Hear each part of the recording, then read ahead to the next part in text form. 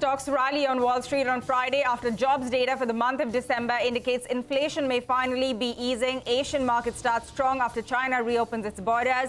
The SGX Nifty too indicates a higher start for the Indian market. Government expects FY23 GDP growth to slow to 7% in its first advance estimate. This is slightly higher than the CNBC-TV18 estimate of 6.9%, while the government also expects a nominal GDP growth rate of 15.4%. Q3 earnings season kicks off with tech giant TCS due to report results later today. A CNBC-TV18 poll projects a slowdown in constant currency revenue growth, while margin could expand on the back of currency tailwinds and operational efficiencies. In stock-specific news, Titan sees 12% growth in sales across its businesses in the third quarter. Tata Steel's India production rises over 4% sequentially, while Asian Paints announces a 2,000 crore rupee capex plan to set up a 4 lakh kiloliter water-based paint manufacturing facility. And cracks appear in nearly 600 homes in Uttarakhand's Joshimath, impacting over 3,000 families. Locals blame an NTPC tunnel, but the company says it is not responsible for the damage. Meanwhile, Chief Minister Pushkar Singh Dhami tells CNBC-TV18 that experts are studying what led to the disaster. The Supreme Court will also hear a plea on the matter later today. Hi guys, good morning and welcome to Power Breakfast. I'm Pavitra Parekh. Those are all of the top headlines that we have for you as we get into a fresh week. There's lots for us to talk about. The earnings season also kickstarts today and there's lots happening on the global front. So let's take a look at how the markets are looking this morning. We have the beginning rates from Asia coming through, and this is a really strong start for Asia. You know, we did get a good handover from Wall Street as well. And of course, on the China reopening news, the markets are really surging. What's doing the best is the Korean Kospi market. It's seeing gains of over 2% right now. It also did very well last week, so it's just piling onto those gains. 2% higher on the Kospi. The Hang Seng market is up on your screen. It's a 1.3% move that you can see for the Hong Kong markets. Taiwan also surging 1.7%. And across the board, you're seeing good gains. You know, so Straits is up 1.2%. You have, by the way, the Nikkei markets are shut for a holiday. So barring that, you have all of the markets which are trading, and it is good across the board. The only one which is a little bit soft is the Shanghai markets, but still around 0.3% in the green. The SGX Nifty is up for you, and it is indicating a good start for our own markets. A 130-point bump up is what we have for us right now on the SGX Nifty. That's what's happening across Asia, but let's also take you through what happened in the US markets on Friday. Wall Street ended the session higher on the back of the December payrolls exceeding estimates, suggesting that inflation may finally be cooling in the world's largest economy. Now, all three major indices are up on your screen, closed over 2% higher. The tech-heavy NASDAQ outperformed. It was a gain of 2.6%. Friday's rally also helped Wall Street close in the positive territory for the week. The Dow Jones and S&P 500 each closed the week up 1.5%, while the NASDAQ advanced 1%. So that's everything that was going on in the U.S. markets on Friday. But staying with the U.S. markets, payroll data for the month of December indicates slowing job growth and a greater than expected slowdown in wage gains, signaling that inflation may indeed be easing in the U.S. and that the Fed's rate hikes are starting to see some kind of positive impacts. So CNBC's Steve Leisman is here to wrap up all of the details from the jobs report. Steve. While the market rally seems key to the economic data and signs of slowing inflation and the economy, really Fed officials clung essentially to their really hawkish takes on the outlook for rates. The 2-year yield falling, you can see there in 2 steps. The first step was the jobs report came in a little bit lower than expectations, and the second step was that ISM services. I'll take these one by one. You had the 232,000 jobs report that came in, 223,000, sorry about that. And then what you had is 28,000 revisions downward, 3.5%, 2 ticks lower on the unemployment rate. Average hourly earnings falling, rising 0.3%, but they had revised down the prior month. And also this number at 0.3% is kind of modest. Participation rate rising by 0.2. More people in the workforce, that takes pressure off of wages. You see the revisions again taking 28,000. The ISM services, that was the big miss, huge miss in fact, falling to 49, well below the 55 expected, and dropping below 50 for the first time since coming out of recession in 2020. It's now suggesting contraction in that sector. Hard for me to believe, but it is. The prices paid index hit its lowest level in 11 months. So the market thought it all meant less Fed, but Atlanta Fed President Raphael Bostic, in an exclusive interview after the number, said he's still full steam ahead on hiking rates above 5%. What I think is the most important, actually, is just to hold there and stay there and let that policy stance really grip the economy and just make sure that the momentum is fully arrested so that we get to a place where demand and supply start to become more into balance. In fact, multiple Fed officials today acknowledged some progress on inflation, but gave very little on the rate outlook. So markets look like they're giving a standing ovation to the data today. The Fed sounding decidedly unimpressed. All right, Steve, thanks a lot for wrapping up all of the details on the December jobs report. But let's also listen in to some reactions coming through on this report. This is from Richard Fisher, former president of the U.S. Federal Reserve Bank of Dallas. Listen in. The fact that we have the services PMI turning over is showing that the medicine they're applying here to the economy is working. It's slowing things down. I'm not sure that means they back off of their intention to really squeeze inflation completely out of the system. But the conclusion was that they're likely to continue. And I think what's really driving them is the fear of creating two errors in a short period. The first was embracing the transitory inflation argument, which was a mistake. They let that horse out of the barn. They're corralling it, bringing it back. And to do two mistakes in a row would diminish Powell into not being a greatly respected Fed chairman, more in the direction of Arthur Burns.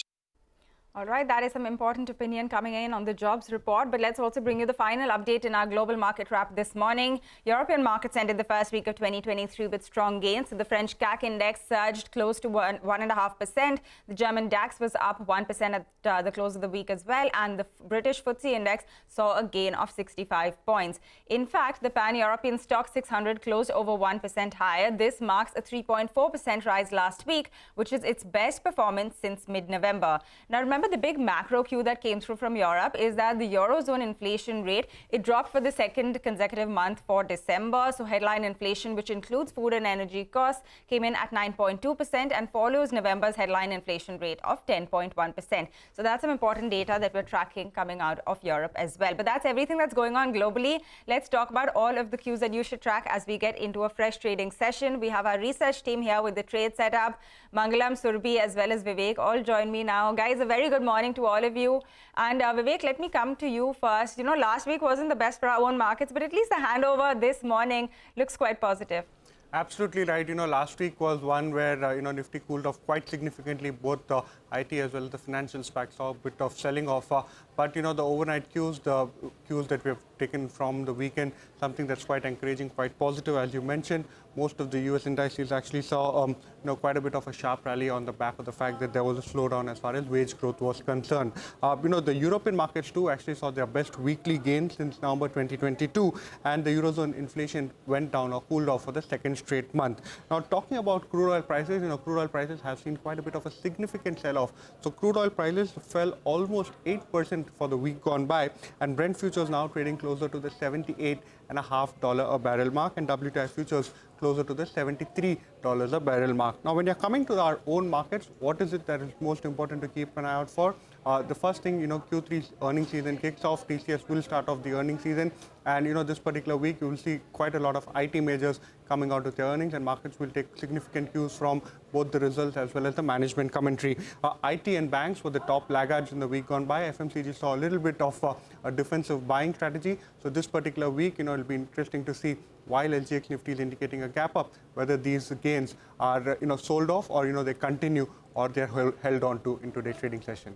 All right, let's wait by and see how that goes. Vivek, thanks a lot for that. But let's also talk about the individual stocks which could be in focus, because starting today, we also have the earnings season. So it could be a lot about those names. So it'll be a lot of the pre-quarterly updates also coming through. Yeah, that's right, Pavitra. A lot of Q3 business updates have come over the weekend. Let's start with Kalyan Jewellers, with the consolidated revenues for Q3 is up 13% on a year-on-year basis, and the India business revenue is up 12% on a year-on-year basis. The company also says that they have seen a gross margin improvement on a sequential basis. Next is Titan, where the standalone business revenue is up 12% on a year-on-year basis, and a jewelry division has seen a revenue growth of 11%. They have added 111 stores in the quarter. Bandhan Bank, the deposits are up 21% on a year-on-year basis and 3% sequentially. The gross loan growth is at a three-quarter low, up 14% on a year-on-year basis. Tata Steel, the India production is up 4% both year-on-year and sequentially.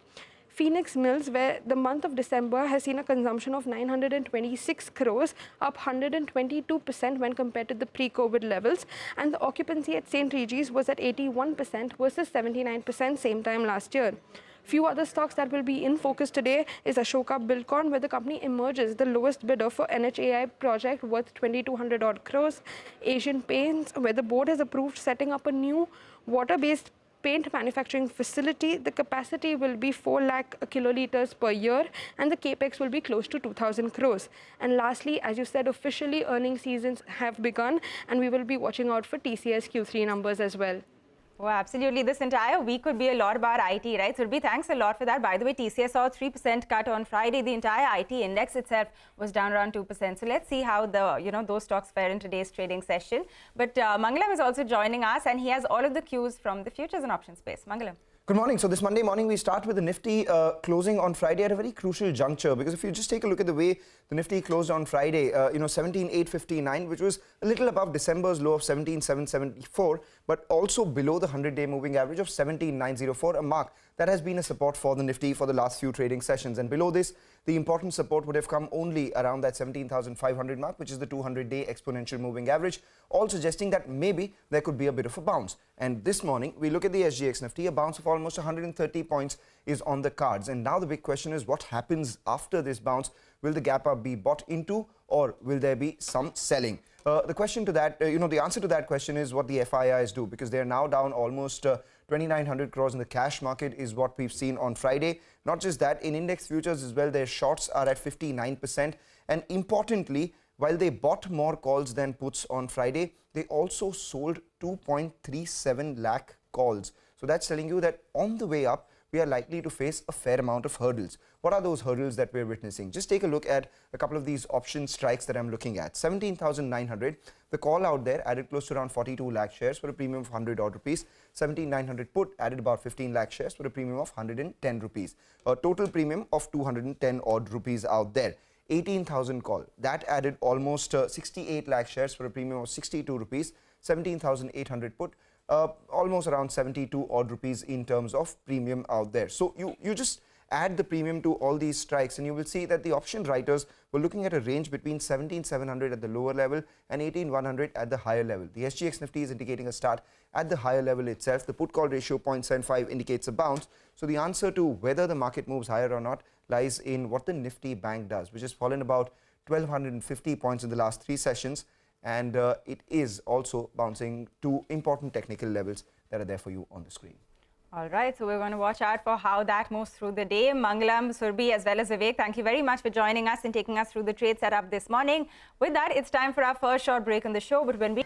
Hey guys, welcome back. You're still tuned into Power Breakfast on CNBC-TV18 and let's bring you some updates on the macro front. The government released the FY23 advanced GDP estimate numbers on Friday and it expects GDP growth to slow down to 7%. This is for FY23, which is slightly higher than the CNBC-TV18 poll of 6.9%. The government is also projecting a nominal GDP growth of 15.4% and a gross value addition growth of 6.7%. Now remember, these numbers are significant because they form the base for the government's budget projections for the next financial year. So this is something important that we had to bring you up to speed on. That's on the macro front, but let's talk about the earnings season, which is back today with IT bellwether TCS due to report third quarter earnings later today. How are the numbers stacking up? Rima is here to bring us all of the expectations. Rima, good morning. How's it looking? Well, this is going to be a precursor to what the IT season is going to look like in Q3. So it's not just about TCS, but the commentary will set the tone for the other big boys as well. So the question is the slowdown worsening from here on? Or has the slowdown already been priced in? Because take a look at something like TCS. TCS is currently trading at 25.5 times forward multiple. But the peak multiples were 31, 32 times, which means we've seen a very sharp derating. That said, TCS is still at a premium to historical levels. So it's somewhere in the middle, somewhere on the fence, and Q3 will provide some color. What's the street expecting? A dollar revenue growth of 1.65% on a quarter-on-quarter basis. Constant currency revenue growth is seen around 1.5%. But this, remember, is slower than the average, or lower than the average of nearly 3.5–4% that we've seen over the past 8 quarters. So there is a material slowdown which we're going to see in the growth numbers this quarter, partly on the back of the fact that Q3 is seasonally weak, but this time we are seeing higher furloughs due to macroeconomic uncertainty. Margins are likely to expand for the second consecutive quarter. This will be led by the INR depreciation versus the dollar, and 2, easing supply side. Attrition has been falling down, so there is lower backfill cost and operational efficiency. So margins, according to our poll, should be nudging up to 24.8% and profits up 6.5–7%. But the question is, does the company hold on to its Q4 exit margin guidance of 25%? Will the company continue to see deal wins in the ratio of $7 to $9 billion that they had guided in the previous quarter? What about furlough? The focus on furloughs is going to be very high. TCS also has higher than peer exposure to Europe and UK. Is that slowing down? The commentary. And finally, commentary about the budget. Calendar year 2023 budget and the kind of spending we are likely to see, and has attrition further declined from the current levels? That's going to be key as well. Back to you. All right, Rima, thanks a lot for taking us through all of those expectations from TCS. We will wait by till the evening till we get those numbers. And this entire week could, of course, be a lot about the IT names. But we are going to get into a short break on that note. Welcome back. You're still tuned into Power Breakfast. And let's now talk about all of the cues from the commodity markets and how they're looking at the start of this new week. Manisha is here to fill us in with the details. Manisha, good morning. Morning, Pavitra. Thank you for that. Well, it has been a positive opening for many of these commodities as we continue to react to the U.S. jobs data, which came in on the stronger side, but lesser than what we saw in month of November, and definitely less than December 2021. And that is what the markets are keeping an eye on. So the crude oil prices did gain after the weakness in the first week of January there. There are prospects now of less aggressive U.S. monetary tightening. There is hopes of demand recovery in China, and that clearly has been supportive. Also, a report from Pierre Andurand over the weekend says that if the China or the Asian markets reopen fully, then the oil prices could be exceeding $140 per barrel as well in this year as well. So more bullish views coming in for the crude oil prices. Meanwhile, you have seen the gold prices continue to gain as well. We're looking at a 7-month highs for this one. Nearly $1,870 per ounce is coming back in the markets here as well. So strong going because of the weakness in US dollar, the decline in US yields. All of that has been supportive for precious metals and base metals in Asia right now. All right, Manisha, thanks a lot for getting us a wrap of all of that action from the commodity space. But with that, we also have to bring you some important national updates now. Joshimath in Uttarakhand has been declared a landslide subsidence zone, and over 60 families living in damaged houses in the sinking town have been evacuated to temporary relief centers. While relief measures are also underway, police seeking urgent declaration of current incidents of landslides and cracks in Joshimath as a national disaster will also be mentioned for immediate hearing in the Supreme Court today. In fact, my colleague Sandhya Gora spoke exclusively to Uttarakhand Chief Minister Pushkar Singh Dhami. So let's listen into some excerpts from that conversation. देखिए, अचानक चूँकि ये प्राकृतिक आपदा आई है और अभी किस कारण से ये आपदा आई है, किस कारण से जो ज़मीन है वो धंस रही है, घरों में दरारें आ रही हैं और रास्ते भी कुछ जगह पर बैठ गए हैं, इसका आकलन चूँकि भूगर्भ वैज्ञानिक हमारे उस पर सभी यहाँ के काम कर रहे हैं। जिस प्रभावित क्षेत्र में जहाँ जहाँ ये धंसाव की और लोगों के घरों की दीवारों का उसमें दरार पड़ना और ये सब आया है, ऐसे लगभग अभी 80 परिवार थे और उन 80 परिवारों को शिफ्ट करने की कार्रवाई की गई है। उनको जो हमने टेम्परेरी रूप से राहत कैंप बनाए हैं उनमें रखा गया है। और चूँकि अभी हमारी जो सबसे पहली प्रायोरिटी है, प्राथमिकता है कि सभी लोगों को सुरक्षित स्थानों पर किया जाए और जान माल की सुरक्षा की जाए। बिल्कुल सर। सर, आपने ये कहा कि 80 परिवार जो है वो प्रभावित है, लेकिन अगर मैं स्थानीय प्रशासन की बात करूं, स्थानीय प्रशासन ने खुद कहा है कि 600 से ज़्यादा परिवार हैं, 3000 से ज़्यादा प्रभावित लोग हैं। और अगर हम निवासियों की बात करें जो कि सच में भुगतभोगी हैं वहाँ पे, वो कह रहे हैं कि ये आंकड़ा 10,000 लोगों का है। तो आप जो आंकड़ा बता रहे हैं वो बहुत कम लग रहा है सर, 80 परिवार। नहीं, जो मैंने कहा कि तत्कालिक रूप से जिनको शिफ्ट किया गया था कल तक, ठीक है, हाँ, लेकिन 600 से ऊपर के परिवार हैं जो सीधे सीधे वहाँ पर प्रभावित होने वाले हैं।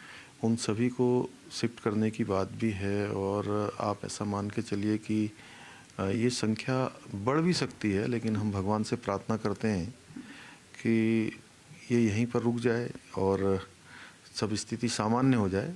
आपने सर प्राकृतिक आपदा की बात कही, लेकिन अगर अभी फिलहाल जो एक्सपर्ट्स कह रहे हैं और स्थानीय निवासी भी कह रहे हैं उनकी बात मानी जाए तो ये जो तरह तरह के कंस्ट्रक्शन वर्क्स हुए हैं वो एक वजह है, और दूसरा मैं अगर 1976 की मिश्रा कमेटी की भी रिपोर्ट की बात करूं, उस कमेटी की रिपोर्ट को हमने पढ़ा है, हमने उसके बारे में लिखा है और बड़े सारे रीज़न बताए गए थे। तभी से हेवी कंस्ट्रक्शन के ऊपर रोक लगाने की सलाह दी गई थी, पेड़ और ना कटें ये सलाह दी गई थी, ये जो बड़े बोल्डर्स होते हैं, जो बेस होते हैं, उन्हें किसी तरह का नुकसान ना पहुंचाया जाए, ब्लास्टिंग ना हो। लेकिन इनमें से कोई सलाह, चाहे आपके पहले की सरकारें रही हों या आपकी सरकार रही हो, किसी ने भी उसको इम्प्लीमेंट तो किया नहीं है। तो प्राकृतिक आपदा सिर्फ प्राकृतिक आपदा तो नहीं है सर। देखिए, अभी चूँकि जब तक अभी पूरी रिपोर्ट ना आ जाए, पूरा जो सर्वेक्षण हो रहा है उस पर पूरी जांच निकल कर सामने ना आए, सभी लोग चूँकि अलग अलग अध्ययन संस्थान कर रहे हैं, सभी की रिपोर्ट आएगी और फाइनल रिपोर्ट आने के बाद ही पता लग पाएगा कि आखिर क्या है, इसका कॉज क्या है, कहाँ से शुरू हो रहा है। अभी कुछ भी कह पाना जल्दबाजी है, लेकिन अभी तो हमारी प्राथमिकता है कि सभी लोगों की जान माल की सुरक्षा की जाए।